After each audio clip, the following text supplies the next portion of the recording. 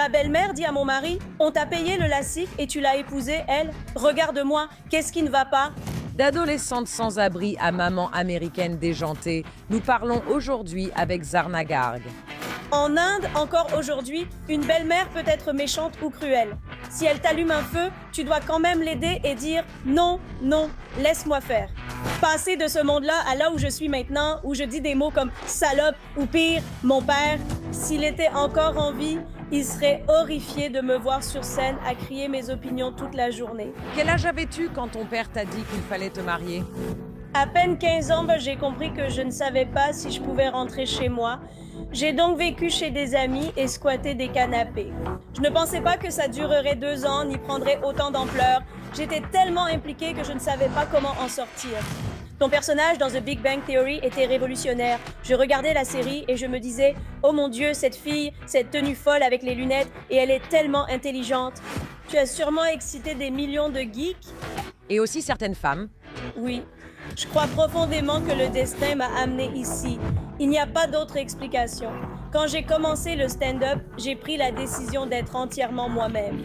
Le public m'acceptera, sinon je n'aurais pas de carrière dans ce domaine. Et j'ai senti que si je m'acceptais simplement telle que je suis, peut-être que cela inspirerait d'autres personnes à s'accepter elles-mêmes.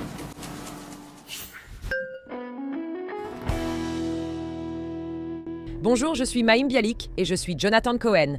Et bienvenue dans notre décryptage. Nous aimons vraiment les humoristes ici sur Mayim Bialik Décryptage. Et aujourd'hui, nous allons parler à une pionnière incroyable dans le monde du stand-up. Il n'y a pas de meilleure introduction que de dire que nous allons parler à Zarna Garg. Elle a écrit This American Woman, un récit autobiographique unique en son genre. Elle est passée d'adolescente sans-abri à maman américaine déjantée. Et elle est aussi une humoriste de stand-up adorée dans le monde entier, ainsi qu'une auteure à succès du New York Times. Nous allons lui parler non seulement de ce qui la rend si drôle, si authentique, si terre-à-terre. Nous allons aussi parler du chemin souvent périlleux qu'elle a dû parcourir pour en arriver là. Et comment la mort de sa mère, le rejet de son père et le temps qu'elle a passé sans abri l'ont façonnée pour devenir la personne hilarante qu'elle est aujourd'hui. Assurez-vous de nous rejoindre sur Substack où la communauté Breaker a accès à du contenu exclusif. Nous espérons vous y retrouver. Et sans plus attendre, bienvenue à Zarna Garg dans l'émission Breakdown. Break it down. Je suis une grande fan de toi et je suis une vraie connaisseuse de tout ce qui touche au stand-up. Donc je suis particulièrement intéressée quand de nouveaux visages arrivent sur la scène et tu es absolument hilarante, tout d'abord. Mais en plus, il y a une autre dimension dans l'humour que tu fais qui est tellement sage. Et non seulement ça vient d'un endroit différent, mais tu parles vraiment d'une autre époque en ce qui concerne la voix avec laquelle tu as grandi, la voix que tu as trouvée et le succès que tu as. Peux-tu partager l'aspect le plus incroyable de ton parcours jusqu'à présent? Je veux dire, je suis stupéfaite de voir à quel point les gens s'intéressent à ma vie, tu sais, vraiment assez ennuyeuse. Oui, enfin, quand j'ai commencé le stand-up, je pensais vraiment que je devais, tu sais, chercher quel était mon point de vue et quelle était ma voix. Tu sais, les livres parlaient un peu de la voix et comment la trouver. Et je me souviens avoir écrit quelques blagues au début sur le fait que les femmes ne devraient pas porter de talons hauts. Et genre, je ne sais pas. Je me demandais sur quoi, dans la culture occidentale, j'avais un point de vue. Et puis, je me souviens qu'une collègue humoriste m'a prise à part lors d'une scène ouverte et m'a dit « On s'en fiche des talons hauts. On veut entendre parler de toi. » Et j'étais là. Moi, qu'est-ce que tu veux savoir? Il m'a dit « Ta vie. On n'aura pas quelqu'un comme toi sur une telle scène. On veut juste entendre parler de ta vie, quelle qu'elle soit. » Et ça m'a vraiment ouvert les yeux. Tu vois ce que je veux dire? J'étais choquée parce que personne ne pensait que j'étais intéressante jusqu'à ce moment-là. Tu as dit qu'en Inde, on me trouvait si insignifiante que personne ne prêtait attention à ce que je disais. Et ce n'est pas non plus pour, tu sais, dénigrer la culture indienne. Et tu écris vraiment, tu marches vraiment sur cette fine ligne. Mais peux-tu en parler un peu? Ce que j'ai compris de ton livre, c'est que tu es sortie différente. Comme si tu étais devenue différente de la culture qui t'entourait. Tu es sortie avec, disons, une bouche et un cerveau qui voulaient s'exprimer. Et des générations de femmes, peu importe la culture dont elles viennent, comprennent dans quoi tu es née. Qu'est-ce qu'il y avait en toi qui t'a poussé à ouvrir la bouche? Je ne sais pas, j'étais la plus jeune de 4. Donc je pense qu'il y a quelque chose avec l'ordre de naissance dont mes enfants parlent sans arrêt, parce qu'en Amérique, les gens parlent de ça. Je n'y avais jamais réfléchi avant que mes enfants me disent « Tu es une vraie Benjamine ». Parce que non seulement j'étais la 4e, mais en plus il y avait beaucoup d'années d'écart entre moi et les autres. Donc quand je suis arrivée, plus personne ne se souciait d'avoir des enfants. Personne ne voulait, personne n'avait la patience de s'occuper des trucs de bébé. Je devais sans cesse me battre pour attirer l'attention et éviter d'être mise de côté, tu vois. Donc, ce qui s'est passé, c'est que je pense que ça m'a poussée à dire des choses qui choquaient au début. Mais honnêtement, je ne sais pas. Je veux dire, j'ai honte de moi. Je dis des choses et ensuite, mon Dieu, après que les mots soient sortis de ma bouche, je me demande pourquoi j'ai dit ces choses-là. Mais il n'y a pas vraiment d'explication à ça. Mais j'ai toujours été très curieuse. C'est aussi une autre chose qui n'était pas vraiment encouragée dans le milieu et à l'époque où j'ai grandi. J'étais une enfant qui voulait tout lire et l'Amérique, à bien des égards, même avant que je n'y mette les pieds, a changé ma vie. Comme lire sur toutes ces femmes qui s'amusaient et personne n'était obsédé par le mariage, elles faisaient des choses. Même pas, et je ne parle pas de marcher sur la lune ou quoi que ce soit, je parle juste de sortir avec qui on veut, en toute liberté. Tu sais, je ne parle pas de grandes réalisations. Je ne m'intéressais pas forcément aux femmes très accomplies, non qu'elles ne méritent pas d'attention, mais elles sont vraiment spéciales. Mais d'où je viens, le simple fait de regarder des sitcoms américaines me faisait me dire « Waouh, ces 3 colocataires vivent simplement ensemble ». Three's Company m'a vraiment ouvert les yeux, surtout pour quelqu'un comme moi qui a été tellement choqué la première fois que j'ai vu ce que c'était. Donc, et je pense qu'à la minute où je l'ai vu, je me suis dit « Il me faut ça. J'ai besoin de cette vie-là ». Tu as eu un peu d'expérience aux États-Unis et tu parles de ce genre de réveil que tu as eu quand tu as été arraché à ta culture et placé dans cette culture occidentale et de cette sorte de révolution qui s'est produite. Peux-tu parler un peu de cette transformation puis de ce que ça a été de rentrer chez toi? Je suis venue ici quand j'étais plus jeune, quand ma sœur s'est mariée en Amérique et j'ai rendu visite quelques fois. À chaque visite, je découvrais du nouveau. Je pensais, mon Dieu, je me souviens de mon premier bain moussant. Non, tu ne comprends pas. En Inde, on traite l'eau comme de l'or. L'idée de simplement s'asseoir dedans et de jouer avec, c'est impensable. Et ce n'est pas une grande piscine où beaucoup de gens jouent, mais tu as la tienne, rien qu'à toi, c'était choquant. Et je revenais, et comme n'importe quel enfant grande gueule, je disais, tu sais ce que j'ai vu? Et puis ils font ça, et puis il y a toutes ces bulles, et puis il y a des couleurs dans... Et je me souviens quand j'étais jeune, tous mes amis se rassemblaient autour de moi et disaient, tu l'as vraiment fait? C'est vrai. Mais en Amérique, ce n'est même pas notable, comme si ça ne comptait pas. Comme ici, on a l'impression que tout le monde prend un bain moussant. Mais quand tu y retournes, l'idée même qu'il en existe un est choquante. Donc, j'étais constamment entre ces deux mondes. Et ici, je venais raconter aux gens des histoires sur mon pays. Et c'est vraiment drôle parce qu'on pourrait penser que l'argent est la chose la plus attirante, non? Mais ce n'est pas le cas. Je l'ai appris quand j'étais enfant. Par exemple, je venais ici raconter des histoires sur les vaches en Inde, ce qui est une réalité. Les vaches sont partout en Inde. Et tu parlais de la façon dont les enfants nourrissent les vaches. C'est quelque chose qu'on fait. Tu payes un peu d'argent, quelques centimes, et ensuite tu reçois de l'herbe. Même dans les grandes villes urbaines, c'est quelque chose que nous faisons. Et les enfants en Amérique diraient, mon Dieu, je veux nourrir une vache. Je me demande si tu peux parler un peu de ta mère en particulier, de ta relation avec elle et de ce qui s'est passé lorsqu'elle est décédée. Ma mère et moi n'étions pas très proches. Elle était plus proche de mes frères et sœurs. Et encore une fois, je pense que cela venait du fait que j'étais une enfant difficile. Maintenant, avec le recul, en tant que mère moi-même, je le comprends.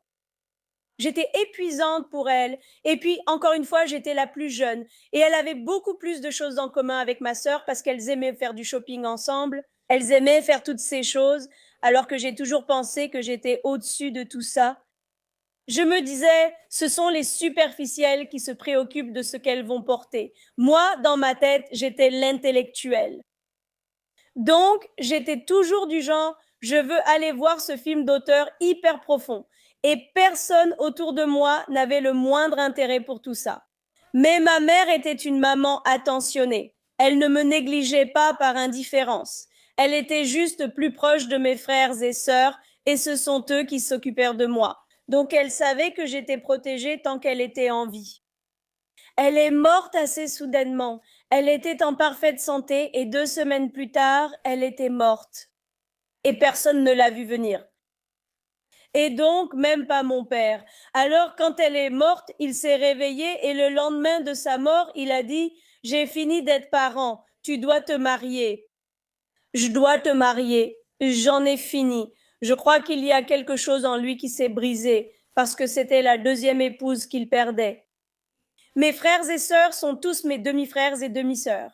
Donc, ma mère l'a épousé et a hérité de 3 enfants. Et puis, je suis née presque 10 ans plus tard.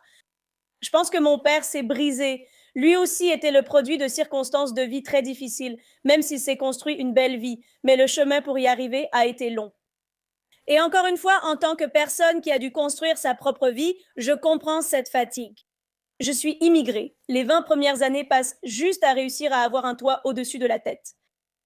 20 ans ont déjà passé. Dis adieu à ces années. La vie semble à peine commencer si tu as de la chance. Donc, je comprenais d'où il venait parce que dans le monde d'où je viens aussi, être marié à un homme stable, sûr, financièrement à l'aise, c'était la sécurité que tu offrais à ton enfant pour lui montrer que tu tenais à lui. Ce n'était donc pas un homme méchant, il ne cherchait pas à gâcher la vie de sa fille, parce qu'aux États-Unis, ça peut être perçu comme ça, mais ce n'était pas le cas. Et cela pourrait surprendre certaines personnes, mais même aujourd'hui, en 2026, la grande majorité des mariages en Inde sont arrangés. Donc, ce n'est pas si inhabituel que ça. Oui, j'étais un peu plus jeune que mes frères et sœurs lorsqu'ils se sont mariés, mais pas beaucoup, pas tant que ça. Quel âge avais-tu quand ton père t'a dit qu'il fallait te marier? J'avais à peine 15 ans, j'avais moins de 15 ans. Oui, mais il était calculateur. Écoute, voilà le truc. Il faisait les calculs. Si on trouve le gars aujourd'hui, au moment où, tu sais, c'est comme lui, tu sais, comme nous tous, quand on réfléchit à comment faire avancer les choses, rien ne se passe le jour où tu décides que tu veux que ça arrive, n'est-ce pas? Je pense qu'il s'est dit, je vais lui faire savoir que je vais passer le mot. Ça va impliquer de rencontrer toutes ces personnes et tout ce que ça implique. Et on va y arriver. Je pense que c'est ce qu'il voulait, mais il était très, parce que mon père était une personne très imposante et dominante. Je savais que s'il disait que ça allait arriver, alors ça allait vraiment arriver. Il n'y avait aucune négociation possible avec lui. Donc, c'était clair que c'est là où on allait en venir avec lui. C'est pour ça que je me disais, non, non, je ne veux pas. Parce que je me disais, si je ne mets pas un terme à ça tout de suite, ça va prendre de l'ampleur. Et il va, tu sais, demain, il y aura un marié dans notre salon. Tu sais, et vraiment, je ne pensais pas, je croyais qu'il me comprendrait et lui pensait que je céderais. Et ça a mené à l'affrontement entre nous.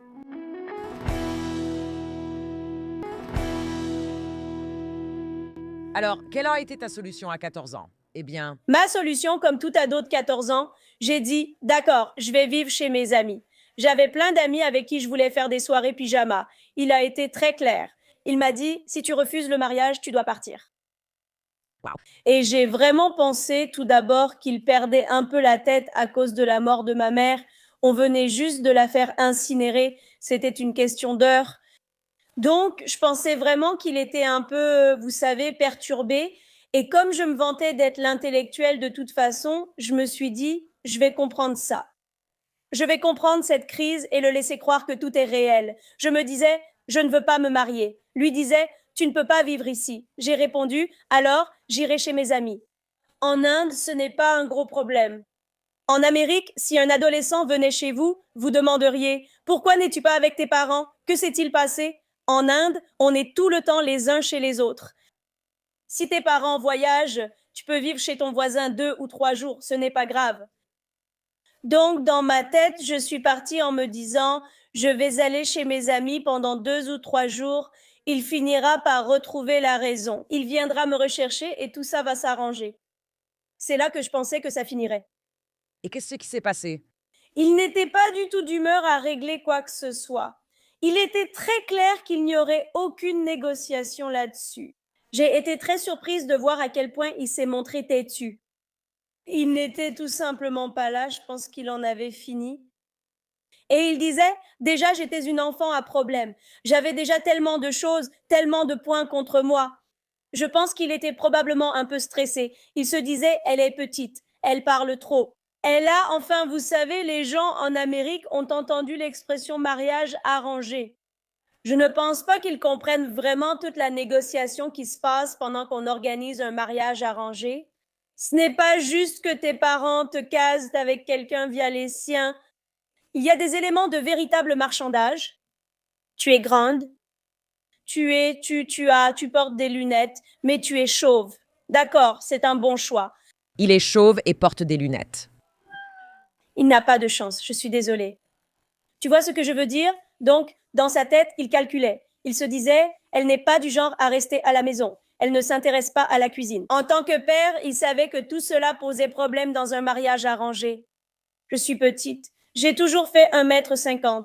En tant qu'Indienne, c'est courant, mais on me rappelait sans cesse, tu es petite, tu es ceci, tu es cela. Donc je pense que dans son esprit, qu'est-ce qu'elle a pour elle? La jeunesse. Mise là-dessus. Profite de ça. Et je pense qu'il pensait qu'il allait aller sur le marché du mariage et me trouver une bonne affaire parce que personne d'aussi jeune que moi n'était disponible. Je sais, je suis désolée. Je dis tout cela en sachant que ça semble fou en Amérique, mais je te jure que chez moi, ça fonctionne ainsi. C'est vraiment comme ça. Combien de temps es-tu resté dans la rue, si on peut dire, quand ton père a décidé qu'il ne voulait plus de toi à la maison? Qu'est-ce qui s'est passé dans ta vie? Tu sais, tu étais une adolescente. Et peux-tu décrire un peu ce qui s'est passé ensuite? Et puis, tes frères et sœurs t'ont vraiment soutenu pendant tout ça. Et c'est une belle partie de ton histoire, et du livre aussi, cette belle famille qui t'a soutenu, et tes frères et sœurs qui ont cru en toi-même quand ton père ne le faisait pas. Mais tu venais tout juste de perdre ta mère, et puis tu as perdu ton père le même jour. À quoi ressemblaient les années suivantes de ta vie? Avec le recul, c'était surréaliste. Je vais te dire que je n'aurais jamais pensé que ma vie deviendrait ce qu'elle est devenue. Quand on est en plein dedans, on ne s'en rend pas compte. Je pensais vraiment avoir tellement d'amis. Genre, où est le problème? Tu sais, j'étais une ado.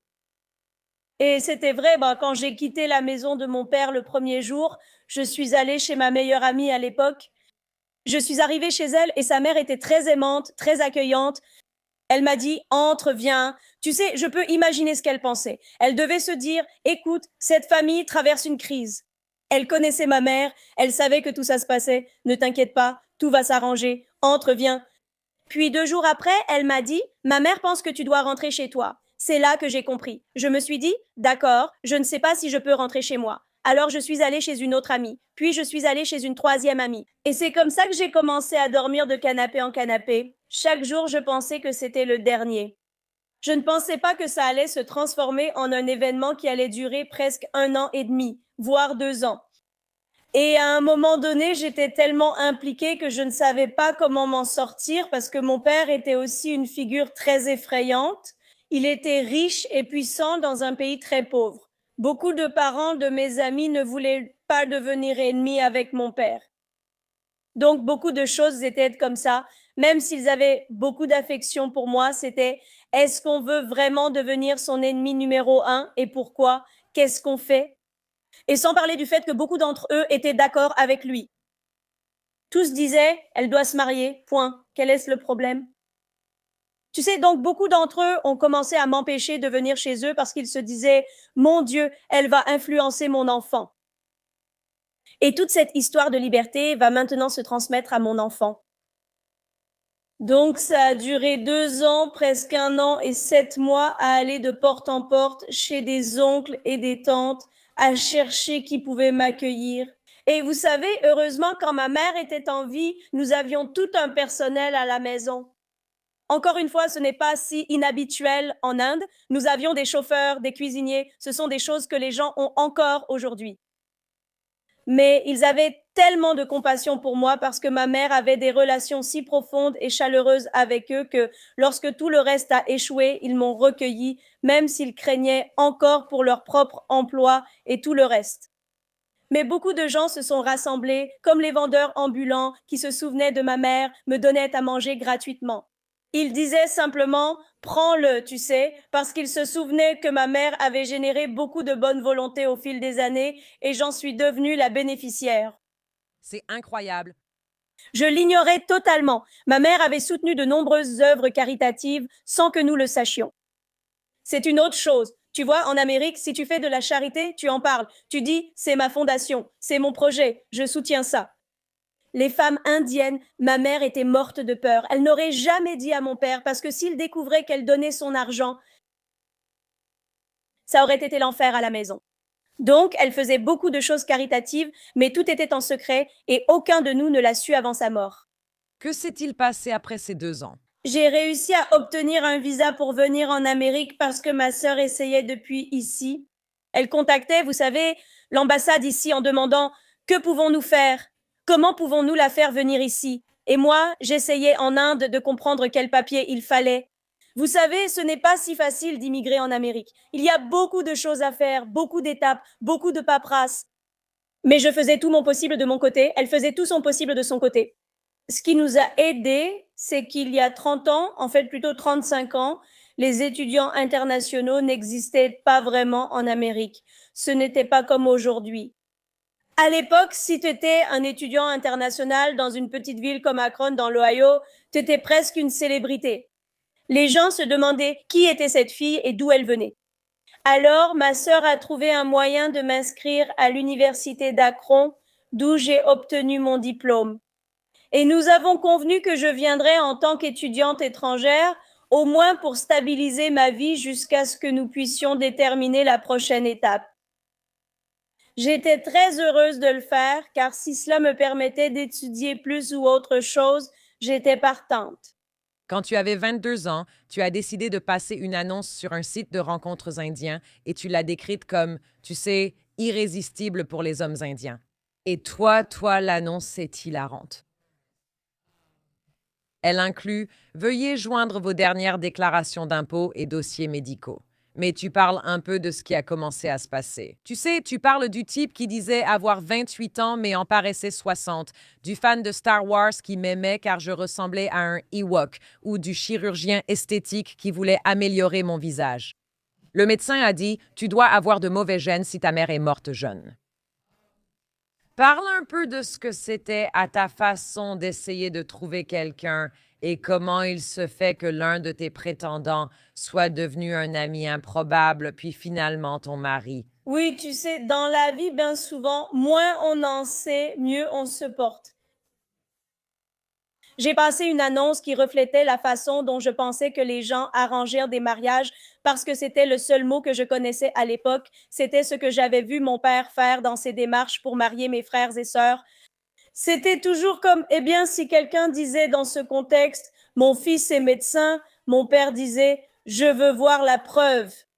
Il aurait demandé, car les gens mentent souvent, surtout ici. Certains disaient même, pouvez-vous monter sur la balance? Nous aimerions vous peser. Ça paraît tellement fou ici. Mais j'ai écrit une annonce qui avait du sens pour moi alors que je n'étais jamais sortie avec quelqu'un de ma vie. Donc j'ai écrit une annonce qui me semblait logique. Et ce qui s'est passé, c'est qu'en 1997, Internet était tout nouveau. Et les rencontres en ligne n'existaient même pas encore. C'était juste des sites HTML où tu mettais, tu sais, comme les petites annonces dans les journaux. Les petites annonces avaient été mises en ligne. Mais il n'y avait rien de tout ça. Il n'y avait pas de carte, pas d'application, rien de tout ça. Je ne savais pas que j'étais la seule femme à parler en mon nom à l'époque. Tous les hommes parlaient pour eux-mêmes à l'époque dans la communauté indienne, mais les femmes étaient représentées par leur mère, leur père, leur tante, leurs oncles ou peu importe qui. En arrivant dans ce cercle de rencontres et de mariages arrangés, j'ai dit « Me voici, j'aimerais vous parler ». Tous pensaient « On peut éviter l'étape de parler à la mère ou à quelqu'un d'autre ». Je pense que c'est ça qui a suscité la première vague d'intérêt. De plus, aucune photo ne circulait en ligne à l'époque. C'était avant l'époque des JPEG et tout ça. Donc, tu écrivais simplement ce que tu voulais et eux écrivaient ce qu'ils voulaient. Tu regardais s'il y avait une étincelle puis tu organisais une rencontre. C'est comme ça que ça s'est passé. Oui. Et mon mari, qui était mon mari actuel à l'époque, c'était un gars en Suisse qui faisait un stage. Il traînait avec des gars indiens et tout le monde découvrait Internet, se connectant pour voir ce qui se passait.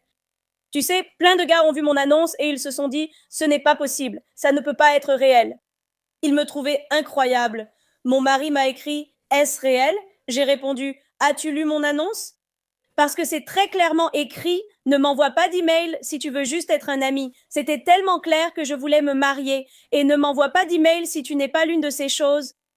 Mais on s'est plutôt bien entendu à un moment donné. Et j'ai dit, c'est très réel. Je lui ai montré toutes les réponses que je recevais. Et ça a commencé une petite amitié entre nous, même si j'étais totalement contre l'idée d'une amitié.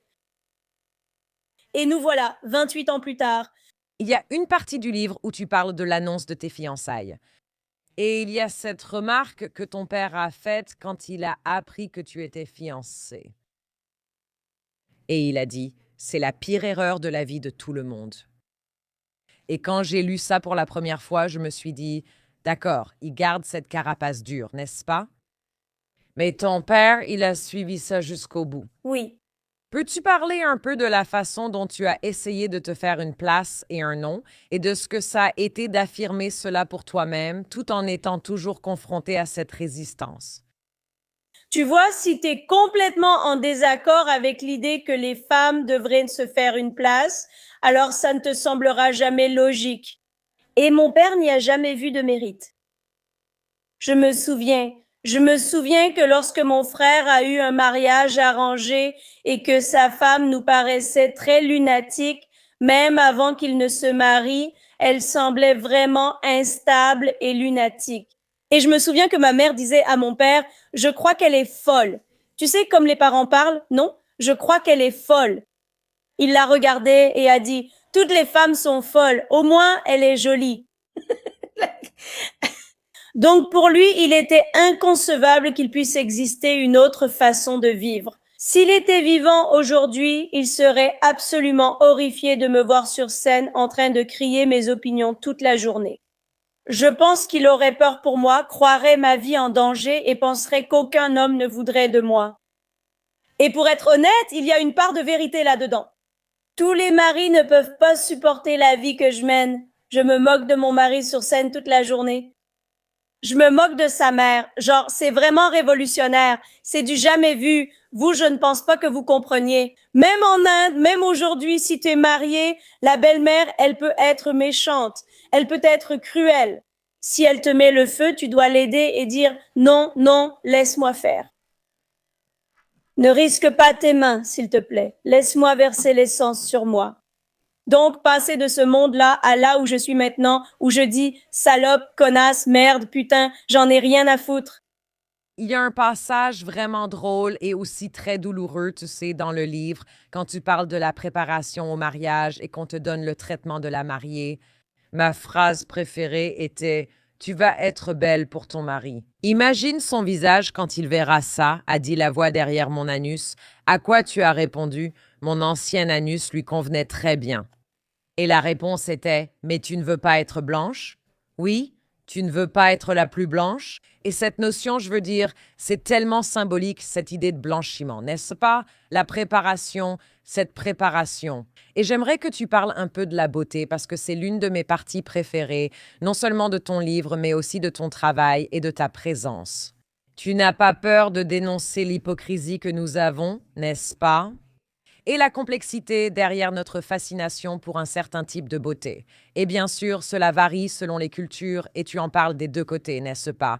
De la culture indienne et de la culture occidentale. Peux-tu parler un peu de ce que tu as ressenti en tant que fille portant des lunettes qui, disons, ne correspondaient pas au modèle de tant de magnifiques Miss India et à toute cette idée? Évoque la beauté et la préparation requise pour entrer dans ce monde comme femme adulte. Je veux dire, je trouvais que ce stupide traitement de beauté était absurde. Enfin, c'était quoi exactement? Mais malgré tout, je l'ai quand même fait parce que, d'abord, je me sentais super coupable qu'on ait payé pour ce truc qui, à l'époque, me semblait coûter une fortune. En réalité, c'était 30 dollars. Mais tu sais, j'avais vu toutes mes amies et mes proches le faire. Donc ça devait être quelque chose, non? L'un des produits de beauté les plus vendus en Inde, même aujourd'hui, s'appelle Fair and Lovely. Eh bien, littéralement, il y a des parents ce n'est même pas un massage, le mot massage est trop doux, ils frottent la crème sur la peau de leur fille en espérant qu'elle devienne plus claire. Et puis, à cause de tout ce mouvement moderne qui dit que la peau claire devrait être stigmatisée, ils ont changé de nom et c'est devenu Glow and Lovely. Donc, c'est le grand changement que nous avons fait. Le produit existe exactement comme avant, mais il s'appelle maintenant Glow and Lovely. Donc, j'ai observé tout cela avec fascination, bien sûr, chez moi. Mais ensuite, je suis venue en Amérique et j'ai vu toutes les tortures que les femmes subissent ici. Je veux dire, personne ne les y oblige. Ce qui surprend, c'est que les femmes ici se l'imposent elles-mêmes. Personne ne vous demande, vous savez, d'être aussi mince Enfin, oui, il y a une pression sociale, n'est-ce pas? Mais ce n'est pas comme si tes parents te disaient « S'il te plaît, fais-toi vomir et deviens anorexique ». Mais on finit par se mettre cette pression nous-mêmes. Donc, c'est intéressant à observer des deux côtés. Beaucoup de choses viennent de nous-mêmes. Et quand j'ai commencé le stand-up, j'ai pris la décision d'être totalement moi-même. Soit le public m'acceptera à 100% tel que je suis, soit je n'aurai pas de carrière là-dedans. Mais je ne peux pas mentir. Je ne savais même pas comment mentir sur cette scène. Ce qui semblait le plus toucher les gens, c'était l'authenticité. Et pourquoi est-ce que j'allais perdre ça? Je ne sais même pas comment faire. Il y a des gens qui m'ont demandé si je forçais mon accent. Et je ne sais pas pourquoi je choisirais de le faire. Pourquoi est-ce que je choisirais de faire ça? Mais je créais mes propres vêtements parce qu'aucun vêtement en Inde n'avait de sens pour moi. Alors j'achetais mon propre tissu. J'allais chez le tailleur. J'imaginais quelle serait la version la plus authentique de Zarna que je pourrais être. Et j'ai créé cela et je l'ai montré sur scène parce que lorsque je suis la plus authentique, j'ai l'impression d'apporter du réconfort à mes amis en Amérique. J'ai l'impression de réconforter mes amis en Inde qui se sentent coincés des deux côtés du monde, que ce soit dans des sociétés très modernes ou très traditionnelles. Il y a des choses folles que nous faisons tous pour être mieux acceptés. Et j'ai pensé que si je m'acceptais simplement telle que je suis, peut-être que cela inspirerait d'autres personnes à s'accepter elles-mêmes. Je veux dire, ton personnage dans The Big Bang Theory était révolutionnaire. N'est-ce pas? En regardant la série, je me disais, cette fille a des tenues incroyables avec ses lunettes et elle est si intelligente. Amy Farrah Fowler est l'héroïne qu'il nous faut. C'est très gentil. Tu as probablement fait craquer des millions d'hommes geeks en Inde. Tu ne t'en doutais même pas. Et certaines femmes aussi. Donc les femmes aussi. Tu t'es mariée. Est-ce que ton père est venu au mariage? Il est venu, mais en protestant vivement. En gros, mes deux frères l'ont littéralement pris et amené physiquement parce qu'on avait peur que s'il n'était tout simplement pas dans la salle, ça soulèverait trop de questions. La famille de mon mari nous connaissait encore mal. Et les parents de mon mari vivent encore aujourd'hui dans un village près de Delhi. Ce n'est pas du tout le même monde. Moi, j'ai grandi à South Bombay. J'ai grandi dans l'aisance. J'ai grandi entouré de gens instruits. Là-bas, on pourrait dire qu'on ne s'entend pas. On coupe les ponts. On pourrait encore dire ça. C'est toujours inhabituel, mais à la rigueur, ça pourrait passer. Là d'où ils viennent, ils diraient « son père est vivant et il n'est pas là » au mariage de sa propre fille. Donc nous l'avons amené, mais mon frère avait essentiellement créé une barrière humaine autour de lui. Donc personne ne lui parlait vraiment et il n'était pas non plus autorisé à parler à trop de monde. Du coup, il apparaît à peine sur les photos. Il est tout au fond. L'un des passages les plus difficiles du livre, c'est quand tu vas chez tes nouveaux beaux-parents et que tu rencontres la grand-mère, et je ne comprenais même pas ce qui se passait en le lisant. C'était Tu faisais partie d'une sorte de classement des plus belles. Peux-tu nous décrire ce qui s'est passé? Je veux dire, vas-y, je n'y arrive même pas. Vas-y. Donc, ce n'est pas si rare que ça chez moi non plus. Mais moi, je ne me suis pas rendu compte que ça m'arrivait avant de comprendre ce que c'était. Parce que, tu sais, encore une fois, je te dis, dans ma tête, j'étais tellement intellectuelle que rien de tout ça ne pouvait m'arriver. Et puis j'ai réalisé, oh non, je suis en plein dedans. Mais elle a en gros appelé toutes ses belles-filles, comme les cousines, les femmes que les cousins avaient épousées, toutes les parentes éloignées de mon mari. Et elle nous a toutes demandé de nous asseoir ensemble. Maintenant, moi, venant d'un monde où ma mère était une femme très généreuse dans sa vie, J'ai cru un instant que nous allions toutes recevoir des cadeaux. Vous savez, parce que parfois dans le mariage, comme je le pensais, ils alignent la porte et nous. Peut-être qu'on allait recevoir un bijou, un sari ou autre, comme si c'était une célébration. C'est là où j'en étais dans ma tête. Je me souviens. Ensuite, elle demande, peux-tu aller à droite et à gauche? Je pense toujours que c'est un cadeau. Vraiment, pour moi, c'est encore une question de taille. Comme petit, moyen, grand, peut-être que c'est ça. Tu vois, peu importe, elle essaie d'organiser ça. Puis j'ai réalisé qu'en fait, elles nous alignaient par ordre de beauté parce qu'elles ont toutes commencé à chuchoter entre elles et tout ça. J'étais l'avant-dernière. Je ne l'ai jamais pris personnellement car dans ma tête, j'étais Einstein. Je pensais que ces gens étaient juste des villageois idiots qui ne comprenaient rien. Mais j'étais tellement horrifiée pour la femme qui était la dernière, qui était plutôt jolie, sauf qu'elle avait un grain de beauté très mal placé sur le visage, ce qui allait malheureusement la condamner à cette dernière place pour toute sa vie.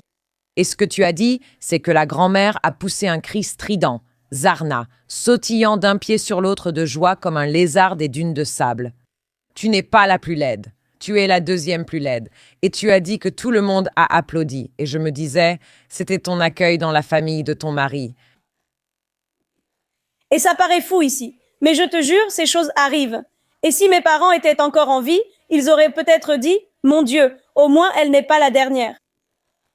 C'est une vision très positive. Dieu merci, mon cerveau était déjà complètement câblé pour la satire très tôt, même avant que je sache ce qu'était la satire. Parce que je voyais juste ça comme un cirque, tu vois. Et est-ce qu'on ne vit pas tous une version de ça dans nos vies ici, n'est-ce pas? Combien de réunions? Tu sais combien? J'ai 3 enfants. Combien de réunions de parents ai-je enduré où l'enseignante, très sérieuse, dit qu'on devrait faire ceci ou cela? Et je pense, vous êtes tous fous, rien de tout ça n'est nécessaire. Pourquoi pensons-nous comme vous? C'est vraiment en faire tout un plat pour rien. Parfois, vous savez, on a tous notre façon d'en faire beaucoup trop. Et elle, c'était le moment de la grand-mère de mon mari. C'était son moment de briller, d'affirmer sa place de matriarche. Pourtant, cela n'avait pas vraiment d'importance. Le lendemain, chacun a repris sa vie. Comment fais-tu pour trouver l'équilibre? Tu sais, évidemment, pour celles d'entre nous qui ne sont pas habituées à ce genre de tradition et de pratique. Comment fais-tu pour marcher sur cette ligne en tant qu'humoriste, entre révéler certaines choses qui sont très déplaisantes, n'est-ce pas, pour un public non indien, tout en veillant, tu sais, à ce qu'il y ait une certaine universalité dans cette expérience, sans pour autant diaboliser d'où tu viens? Eh bien, c'est tout l'art, je pense. Je suis très fière de mon écriture. Je me donne beaucoup de mal pour écrire et pour garder cet équilibre délicat. Je suis fière de mon écriture. Et vous savez, la vérité, c'est que ce n'est pas si difficile parce qu'au fond de mon cœur, j'aime la culture indienne. Et au fond de mon cœur, j'aime être américaine. Donc, je n'essaie pas de cacher des sentiments du genre « Oh, oh non, j'espère que ça ne va pas ressortir ».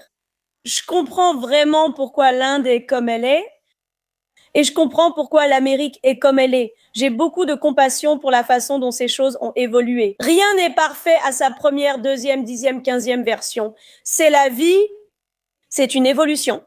Même la grand-mère de mon mari qui a fait tout ça, n'est-ce pas? Au final, 10 ans plus tard, j'étais sa belle-fille préférée. Elle riait avec moi. Je me rappelle avoir assisté au mariage de mes cousins en pensant « Peut-on juste passer ça ?» Et elle disait « Oui, oui, ça ». Et puis elle a commencé à me dire que c'était tous les villageois qui aimaient ça. Moi, je n'ai jamais aimé ça dès le début. Donc ce n'est pas comme si c'était une femme méchante et hostile qui cherchait à traumatiser. Elle venait de ce monde, c'est ce qu'elle connaissait. Il y a quelque chose dans ta franchise et dans la façon dont tu ne peux pas t'empêcher de confronter la culture dont tu viens. Quand tu places ça dans la culture américaine, c'est tellement choquant et c'est hilarant. Comme l'un des exemples qui attire beaucoup d'attention, tu sais, en Amérique, on est censé parler de ses sentiments avec son partenaire et on nous encourage à aller en thérapie, n'est-ce pas? Et cette notion américaine d'analyser psychologiquement chaque petit détail, quand tu dis des choses comme « il ne faut jamais demander à ton partenaire ce qui se passe dans sa tête, ce n'est pas seulement drôle, il y a une vérité plus profonde derrière ». Peux-tu nous en parler un peu à partir de cet exemple? Pourquoi éviter de demander à notre partenaire ce qu'il pense? Non, non, non, non, il n'y a pas de bonne réponse. Oh mon Dieu. Il ne se passe jamais rien de bon dans la tête de qui que ce soit. Je l'ai appris à mes dépens. Même les médecins rêvent parfois de choses mauvaises. La moitié de ma famille est neurochirurgienne et les idées absurdes qu'ils ont. Je me dis, mon Dieu, j'aurais préféré l'ignorer, car je ne te laisserai jamais m'opérer. Tu es si stupide. Je pense que tout ce truc de parler, tout ça avait du sens à l'époque des téléphones fixes, quand tu attendais une semaine pour savoir si ton ami était vivant ou mort, s'il était arrivé dans l'état du Connecticut ou peu importe. Aujourd'hui, littéralement, tu fais pipi, tu fais caca. Mon téléphone a 15 messages en ce moment, tu vois. C'est trop. Personne ne peut survivre à autant de communication. Tu vas forcément énerver quelqu'un. Tu t'énerves forcément toi-même. Combien de fois as-tu pensé à quelque chose, puis tu te dis « Je n'arrive pas à croire que je pense ça, car tu penses à tant de choses ?» Et je pense vraiment que, tu sais, si mon humour fonctionne, c'est parce qu'il est réel, il est honnête, mais aussi mon public est brillant. Ils comprennent tout de suite. Quand je dis « s'il vous plaît, ne demandez pas », ils comprennent. Par exemple, je fais des blagues sur tous ces livres romantiques, sur comment avoir un mariage parfait et toutes ces règles, n'est-ce pas? Tu devrais utiliser des phrases en « je », ne pas utiliser des phrases en « tu », ne pas blâmer l'autre personne. Si tu demandes à quelqu'un qui est marié, depuis un certain temps, il te dira « la meilleure façon de rester marié, c'est de se taire ». Tais-toi simplement. Vis ta vie dans ton coin. Sois une bonne personne et laisse ton conjoint tranquille autant que possible. Il y a trop de bavardage. Nous en avons eu deux. Deux au cours des 2 derniers jours où Jonathan et moi, ce n'était pas un gros désaccord, mais c'était lié à la façon dont il avait géré quelque chose et j'ai eu l'impression d'avoir canalisé ma Zarna intérieure. J'ai fini par dire que je ne voulais plus en parler. Inutile de poursuivre la discussion, tu n'aimes pas comment je l'ai dit, moi non plus. C'est bon. Tout le monde survivra. Exactement. J'apprends à mes 2 enfants qui sont assez grands pour sortir avec quelqu'un, ce sont des adultes. À chaque fois, tu as entendu ce qu'il a dit? Je leur rappelle, je vous avais prévenu, ne lui demandez pas. Pourquoi lui avoir demandé son avis? C'est tout. J'ai encore une question un peu plus sérieuse avant qu'on passe à des choses plus amusantes. Tu parles des circonstances entourant la mort de ton père. Et tu sais, évidemment, ta relation avec lui était compliquée, tu sais, toute ta vie. Et tu sais, ce que tu as dit, c'est qu'il n'a jamais subi les conséquences de la douleur qu'il a causée de son vivant. Tu as parlé du karma, tu sais, ce que les Occidentaux aiment mentionner en disant que le karma est une vraie garce. Peux-tu en parler un peu, dire ce que tu as ressenti, surtout en tant que personne drôle, n'est-ce pas? En tant que personne qui a cette vision très inhabituelle, originale et excentrique du monde. Peux-tu parler un peu de ce cercle et de ce que tu as ressenti? Sa mort m'a fait me demander si je m'étais trompée. Est-ce que c'est fou? Sa mort m'a fait réfléchir. Me suis-je trompée? Il n'a pas souffert et je ne voulais pas qu'il souffre. Pour être clair, je ne dis pas que je voulais qu'il souffre. Mais il a vécu une vie très indépendante et accomplie jusqu'au jour de sa mort. C'est vrai, oui, il est mort plus tôt qu'il n'aurait probablement dû. Il est mort relativement jeune, mais pas au point de ne pas avoir vécu une vie bien remplie, tu sais. Donc, il y a une partie de moi qui se dit que si le karma existe, ce en quoi j'ai toujours cru toute ma vie, il n'a pas du tout souffert. Donc, peut-être que ma perspective était erronée. Tu sais, parce qu'il y a 2 aspects au karma, non? Il y a ce côté, le karma est une garce, qui suppose qu'il m'a fait du tort. Mais peut-être qu'il ne l'a pas fait. C'est une force et j'ai eu du mal avec ça. J'y pense même dans le contexte de la mort de ma mère parce qu'elle est morte si jeune et sa mort a été assez douloureuse. Même si ça avait été relativement court, elle n'est restée que 2 semaines à l'hôpital. C'était assez brutal d'après ce que je me souviens et ce que j'ai compris. Pourquoi a-t-elle souffert? Elle a eu une vie formidable, a mené une vie incroyable et a élevé 3 enfants qui n'étaient pas les siens.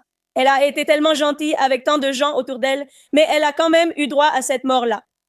Donc, à un certain niveau philosophique, j'ai toujours eu du mal à comprendre le karma et la façon littérale dont il nous a été présenté, comme s'il s'agissait d'une équation mathématique. Si tu fais une mauvaise action, cette mauvaise chose va te revenir.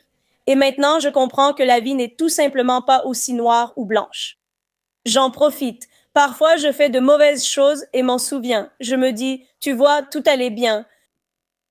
Eh bien, et je pense aussi que c'est l'une des choses que nous faisons, n'est-ce pas? C'est l'une des choses que nous faisons dans le deuil. C'était l'une des étapes du marchandage, n'est-ce pas?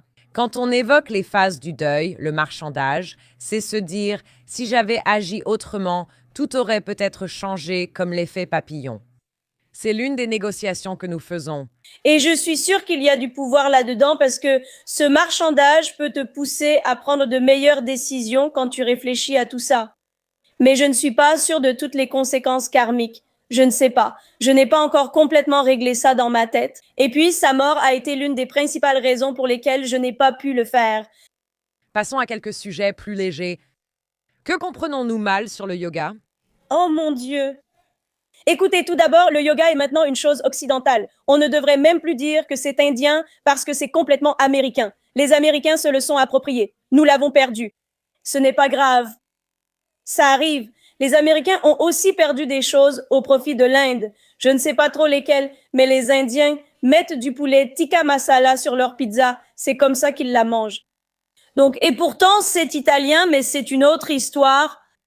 Vous savez ce que c'est. Et je l'ai compris maintenant parce que j'ai une fille qui, entre autres, enseigne aussi le yoga dans son université. Je payais 425 000 dollars par an pour qu'elle puisse aller à l'université et enseigner le yoga aux gens. Je ne pourrais jamais, je perdais la tête à tellement de niveaux pendant qu'elle était à l'université. Mais j'ai appris quelque chose. Ici, en Amérique, si tu crois vraiment que si tu fais ce que tu es censé faire, comme boire de l'eau, dormir, prendre de la mélatonine, enfin tout ça, et que tu fais du yoga, ton corps doit forcément réagir d'une façon. Comment ça se fait que tu n'es pas mince? Comment ça se fait que tu n'es pas en forme? Pourquoi tu n'es pas en paix? Et je pense que c'est la chose que les gens comprennent le plus mal à propos du yoga. Le yoga ne t'apporte pas la paix. Le yoga révèle la paix qui est en toi. Et parfois, ce n'est pas si paisible que ça. Et c'est normal. Tu sais, tu vas juste devoir traverser ça. J'ai tellement d'amis qui disent, ça fait 3 ans que je fais du yoga. Pourquoi suis-je encore en colère? Eh bien, j'aime aussi le fait que tu parles de la façon dont nous avons transformé, enfin que l'Occident a réussi à transformer le yoga en une activité à haute intensité. C'est un sport impitoyable. Tu as vu ça? Tu as vu le yoga? Ces femmes qui font du yoga sont effrayantes. Si tu y vas, ce n'est pas du tout comme ça. Tu retournes à un cours de yoga en Inde, tout le monde est en pyjama. Ils sont pieds nus, les vêtements sont très amples. C'est comme si tu portais un vieux t-shirt trop grand. Tu poses une serviette par terre si tu n'as pas de tapis. C'est comme les chaussettes antidérapantes, le tapis et les vêtements très serrés. Tant que tu n'as pas poussé ton corps à l'extrême, tu n'as pas l'impression de le faire. J'apprécie, tu sais, les bienfaits de plusieurs branches du yoga. Pas seulement celle où ils chauffent la salle à 39 degrés et où tout le monde porte des mini-shorts. Et ça, c'est mon truc. Je sais que je dois me concentrer sur moi-même. C'est très difficile quand tout le monde porte des tenues spectaculaires et que les brassières de sport ont 1000 détails différents. Et je suis distraite par les choix vestimentaires. Eh bien, c'est comme un petit défilé de mode, comme un tapis rouge à part entière. Tu sais, et ma fille aussi, mes enfants font pareil.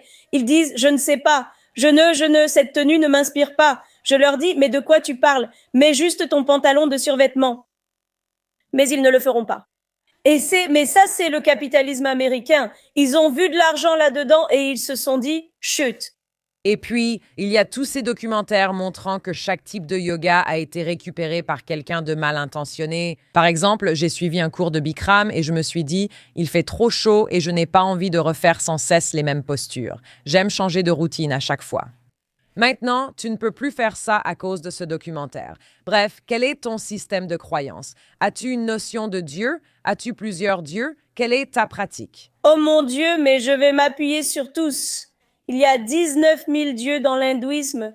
J'ai une relation très proche avec le judaïsme pour toutes sortes de raisons compliquées.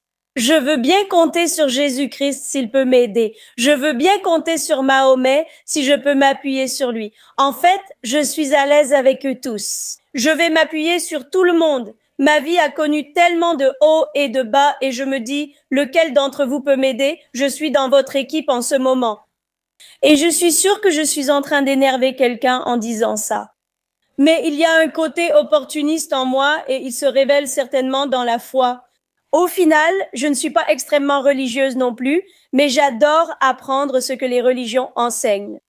Je pense que toutes les religions contiennent une certaine sagesse et honnêtement, entre toi et moi, aussi beaucoup de choses stupides. Chaque religion comporte des aspects absurdes, aucune n'est différente. Donc, en tant que personne curieuse qui aime réfléchir, j'adore lire à ce sujet et prendre le meilleur de chacune d'elles. Bien sûr, j'ai aussi été née et j'ai grandi à Mumbai, qu'on appelait Bombay à l'époque, qui est une ville extrêmement multiculturelle. J'ai grandi au sein d'une communauté juive dynamique en Inde et ensuite 30 ans à New York.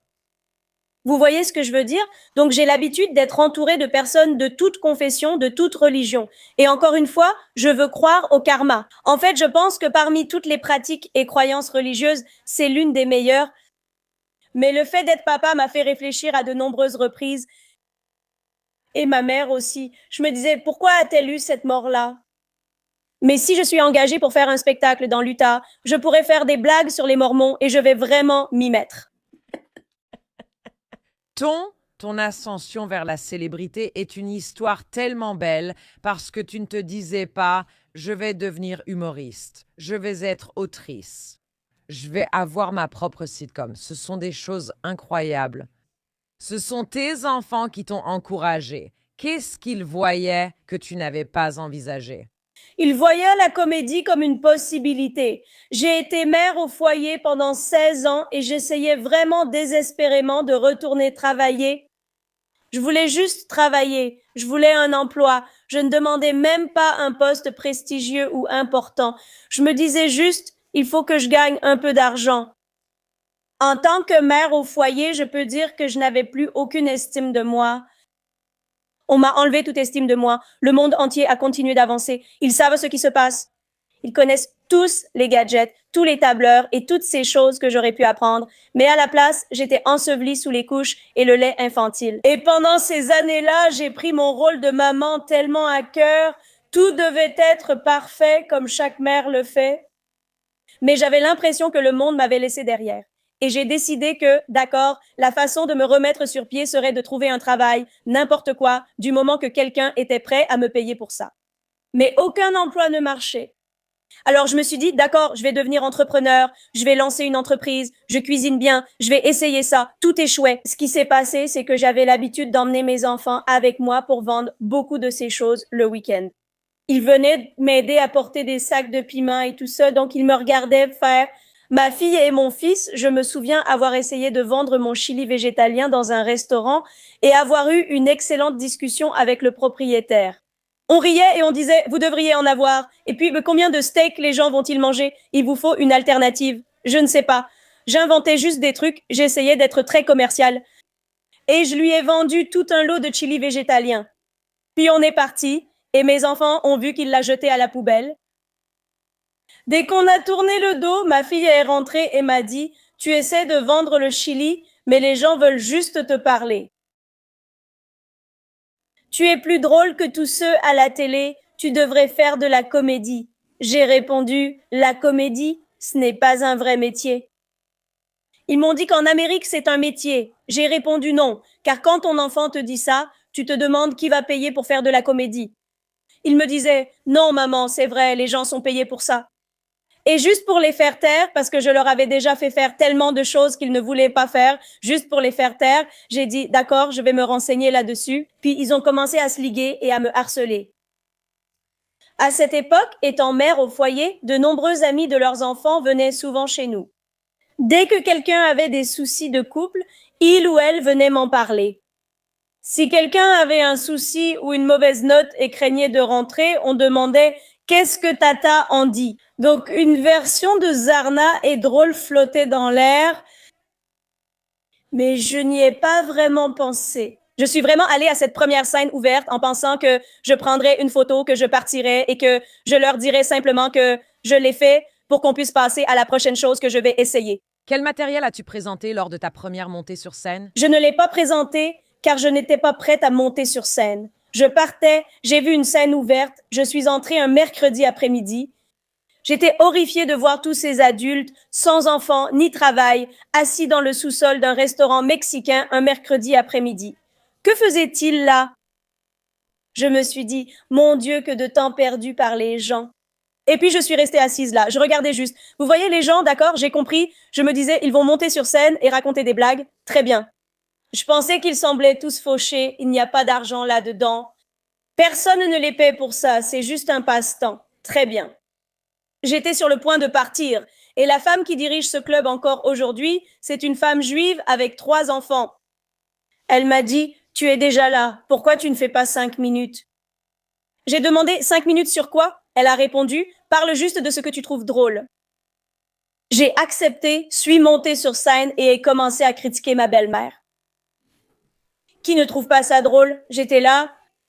Qu'est-ce que tu as dit? Quel était l'un de tes premiers blagues? Je me rappelle avoir pensé, tu sais ce que ma belle-mère dit? À mon mari, elle lance, on t'a payé une chirurgie des yeux au laser et tu l'as épousée, elle.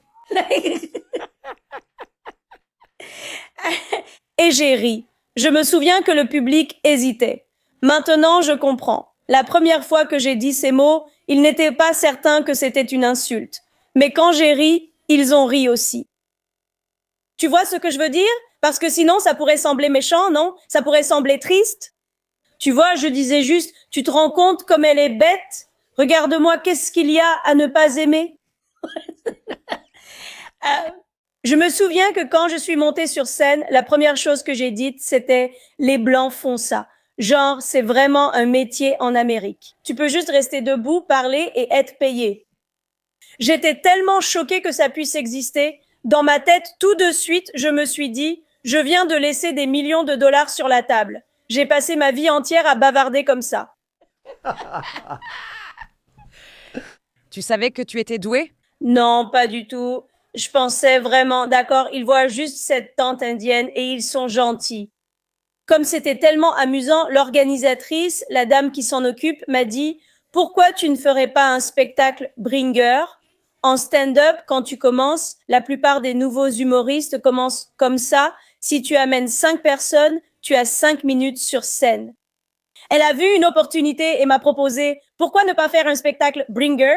Amène 5 personnes, tu auras 5 minutes. » Et j'ai dit, bah d'accord, tu sais, je suppose que c'était amusant. Donc, j'ai contacté des gens. Mes amies étaient toutes des mamans, des camarades de classe de mes enfants.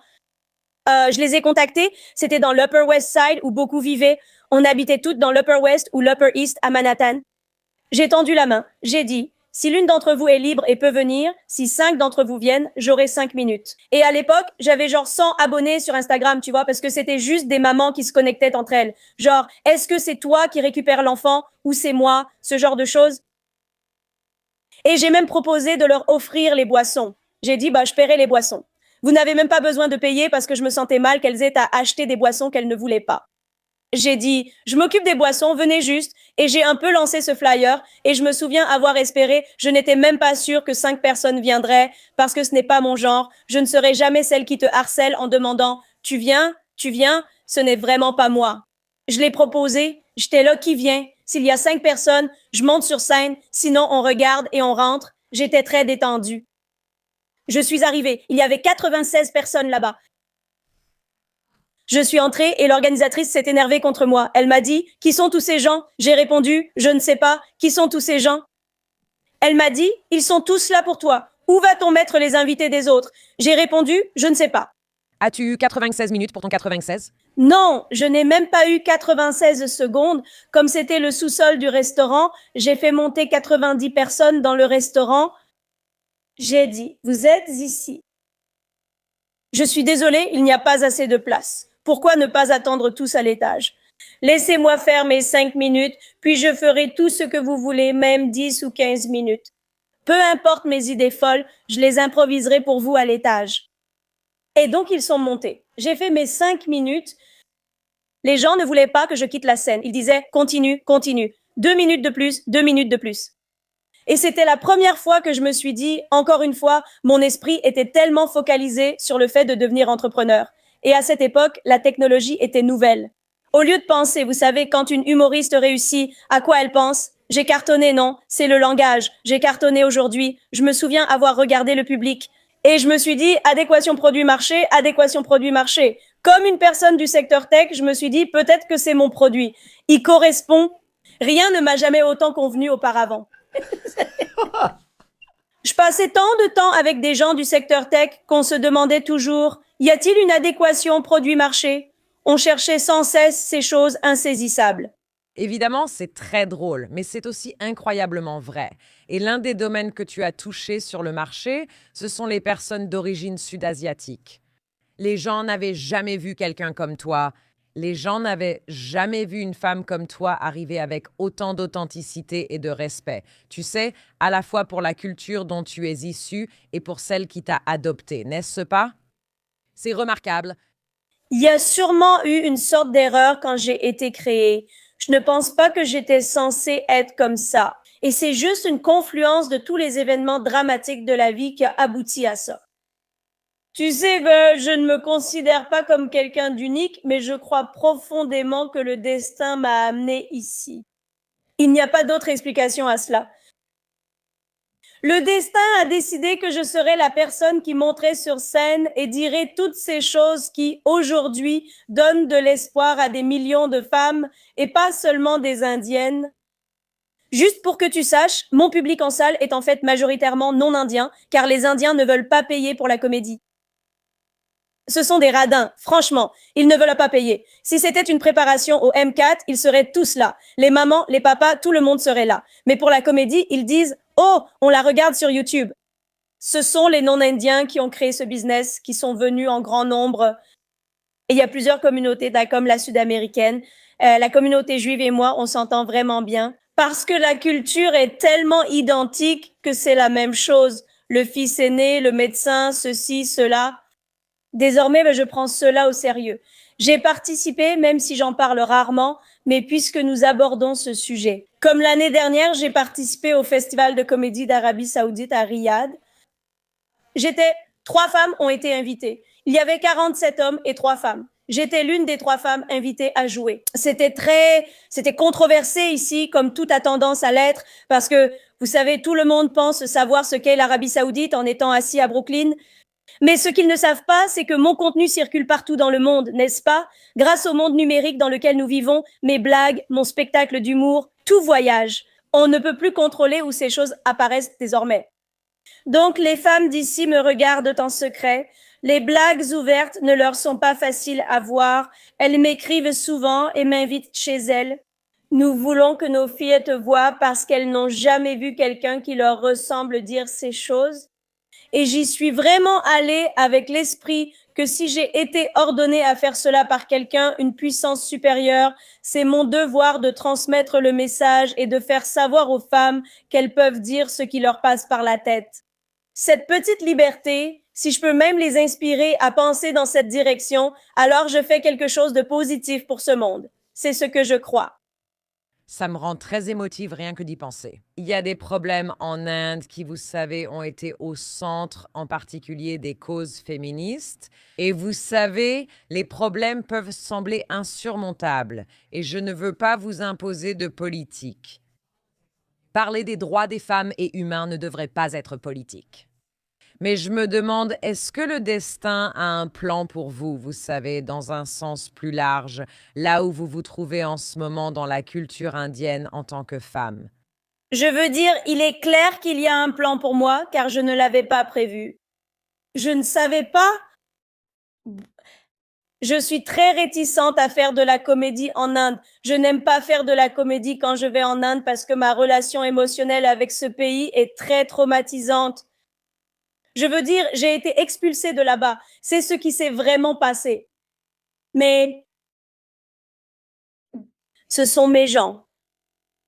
Toute cette région, ce sont mes gens. L'Inde, tout le Moyen-Orient, les Sud et Ouest asiatiques.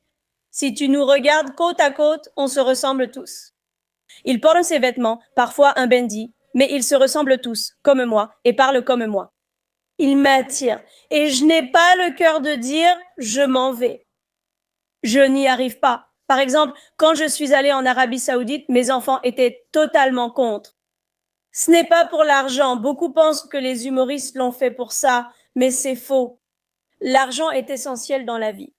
Mais je vais dire ça, et ça va sembler un peu prétentieux, mais je vais être honnête à ce sujet. Les humoristes invités gagnent beaucoup en Amérique.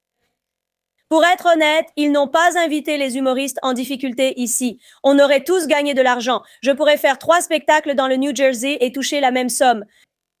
Nous n'y sommes pas tous allés juste pour courir après l'argent. Je ne peux pas parler pour les autres, mais l'argent n'était pas du tout une motivation pour moi. Je te le dis, j'y suis allée avec le sentiment que je devais quelque chose à ces femmes.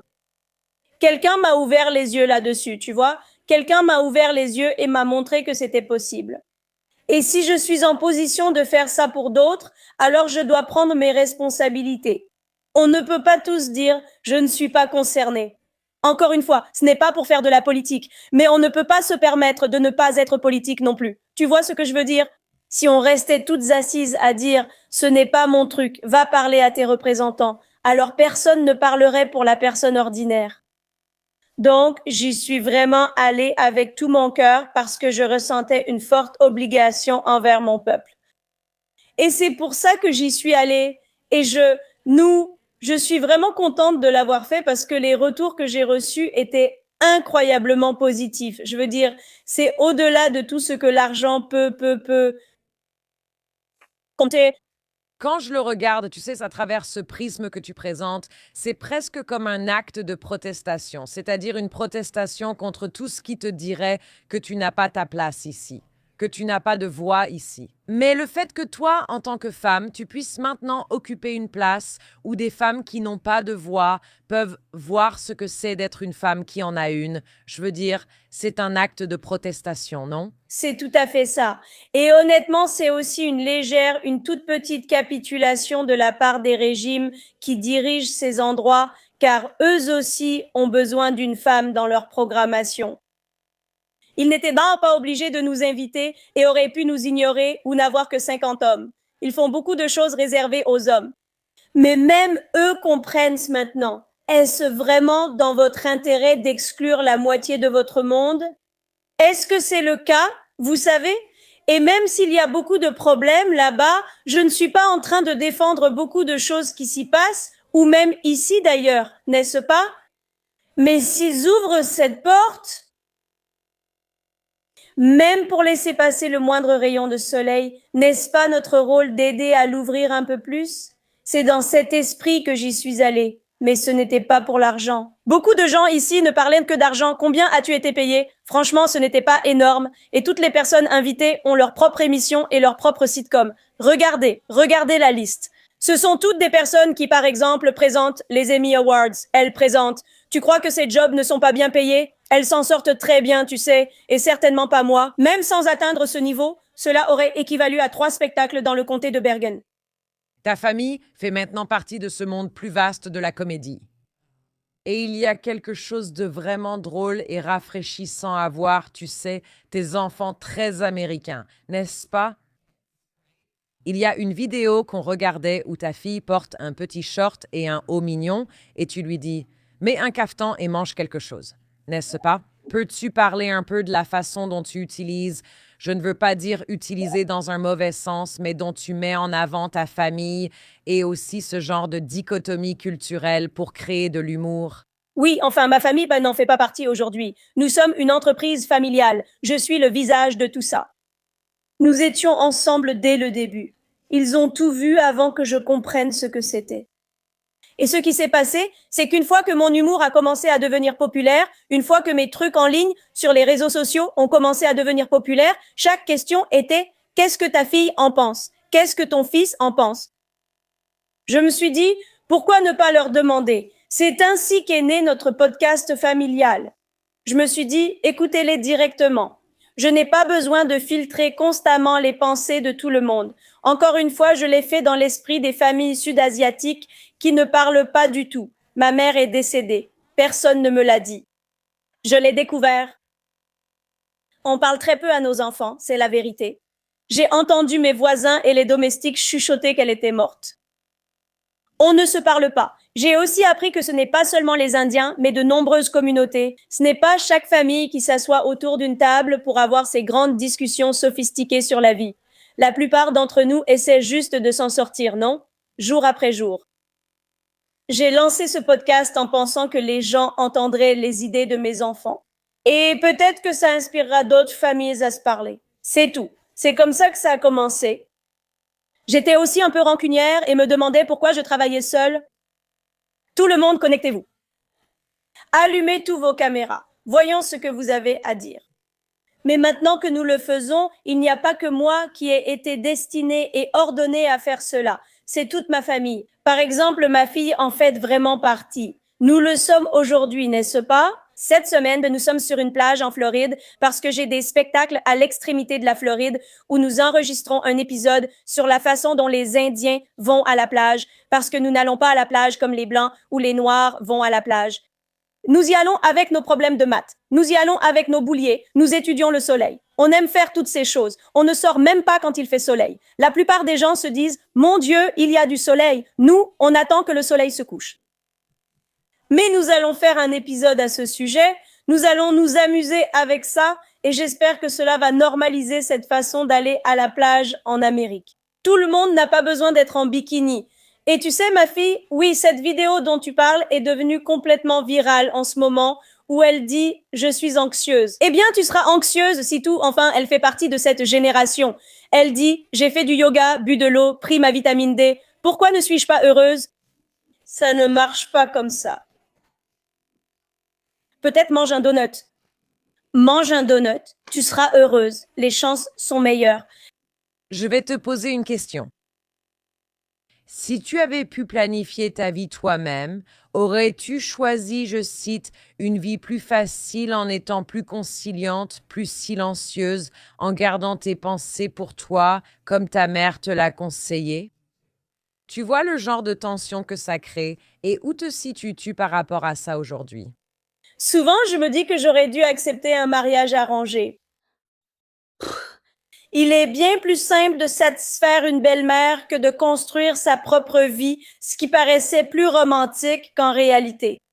Ce n'est pas si facile de construire sa propre vie. Et toute cette histoire d'immigration, oui, il y a tellement de gens en colère à propos de tant de questions liées à l'immigration aux États-Unis.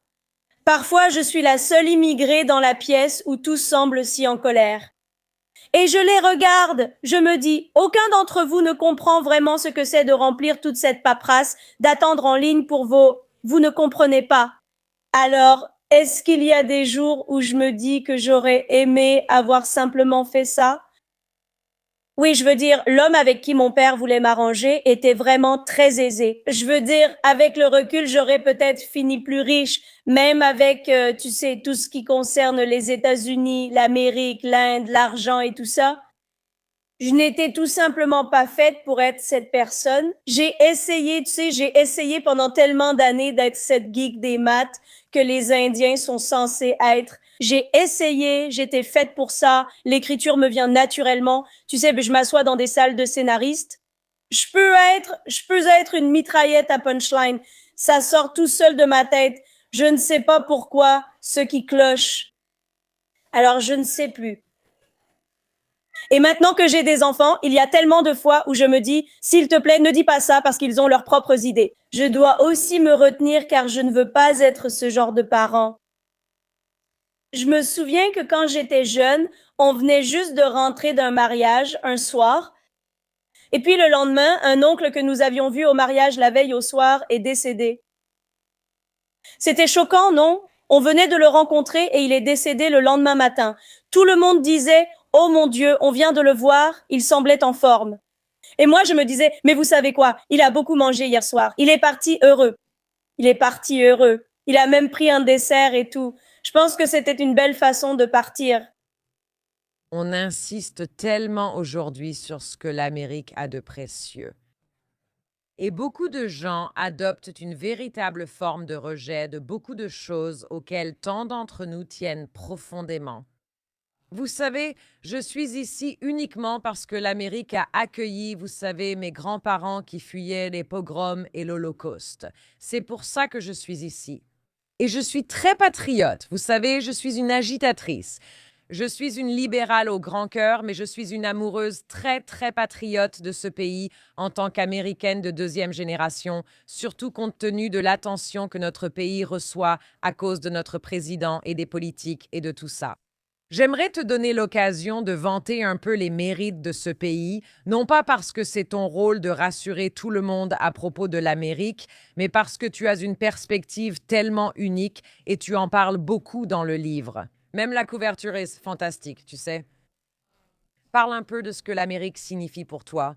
L'Amérique est tellement unique. Les gens ne comprennent pas. Ils ne réalisent pas à quel point ce pays est spécial. Enfin, je veux dire, si tu es né ici, tu es déjà riche. Peu importe vraiment ce que tu as ou ce que tu n'as pas, parce qu'il n'y a aucun autre pays comme celui-ci. Et j'ai vécu dans d'autres pays, donc je ne parle pas seulement d'un point de vue indien. J'ai vécu en Europe.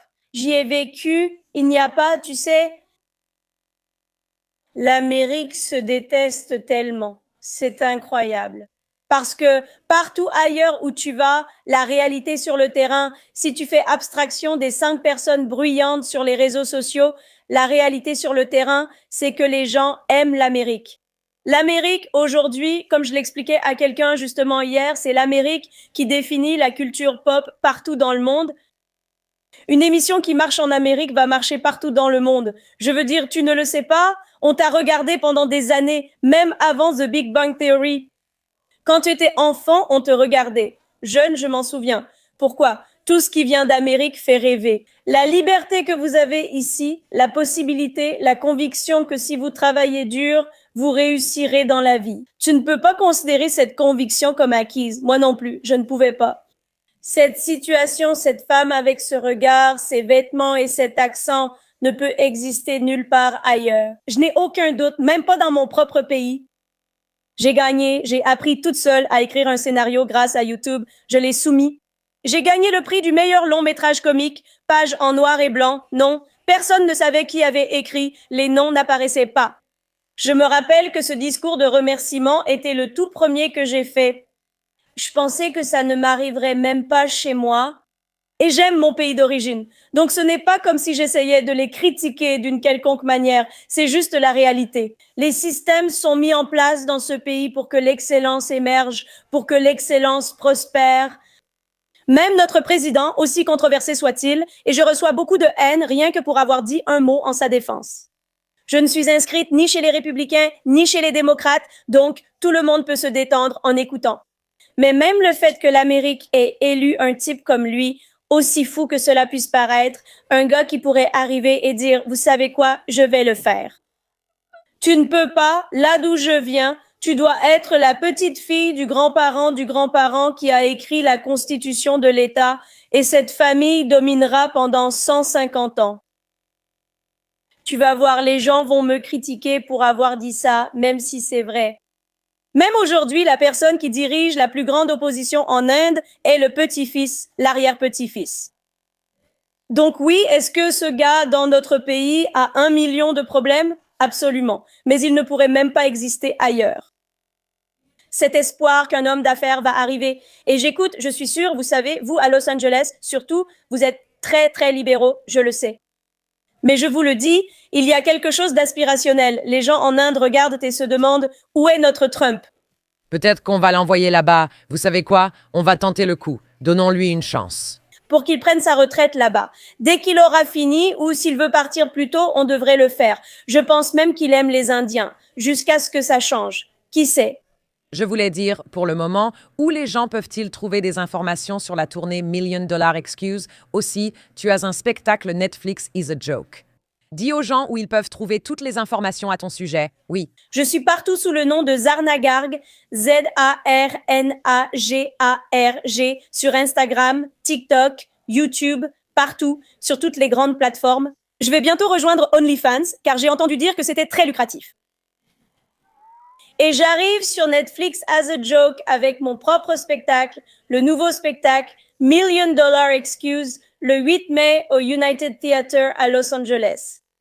Et vous pouvez me trouver partout. Je publie du contenu chaque semaine original. Tout ce que je publie est original, écrit par moi, interprété par moi et ma famille. et nous faisons beaucoup d'humour familial léger. Et j'espère que vous nous rejoindrez. Je viens d'être nominée aujourd'hui pour un Webby du meilleur court-métrage. Félicitations. Pour mon sketch Malala Presque Thérapie, pour lequel je suis aussi la meilleure presque thérapeute du monde. Je résous les problèmes de beaucoup de gens très rapidement grâce à mes méthodes de thérapie exclusives. Vous êtes donc invités à les découvrir aussi sur ma page Instagram. Nous voulons une séance privée, mais à voir si c'est possible. Le livre s'appelle « Cette femme américaine », un mémoire unique en son genre. Zarna, tu l'es vraiment. Tu es une telle source d'inspiration. Et tu es absolument incroyable. Nous ne te souhaitons que du bonheur. Et merci pour la joie que tu répands et aussi pour l'éducation que tu nous donnes à tous sur ce qui est drôle et ce qui peut l'être. Merci beaucoup de m'avoir invitée. Je suis une très grande fan. C'est vraiment un honneur. Tu donnes tellement de lumière à mon travail. J'apprécie vraiment. Si vous avez besoin de rire, appelez-moi. Je suis ravie de crier sur n'importe qui, c'est ce que je fais. Des enfants partent pour des programmes universitaires ou des aventures extrêmes. Désormais, des parents me demandent « On va te payer? Peux-tu leur parler ?» Je réponds « Oui, je le ferai. Je le ferai. » C'est une excellente activité secondaire. Merci beaucoup, Zarna. Tu es adorable. Merci. Une grande fan. Jonathan, je sais que tu voulais que Zarna soit presque notre thérapeute. Tu veux que j'essaie? Non, ce que je voulais vraiment qu'elle fasse, c'était qu'elle souligne chacun de nos défauts et quel type de partenaire on aurait. Tu sais quoi? Si on était sur le marché pour un mariage arrangé, Je n'ai pas besoin de Bachar et je n'ai pas besoin des ailes. J'ai juste besoin de Zarna.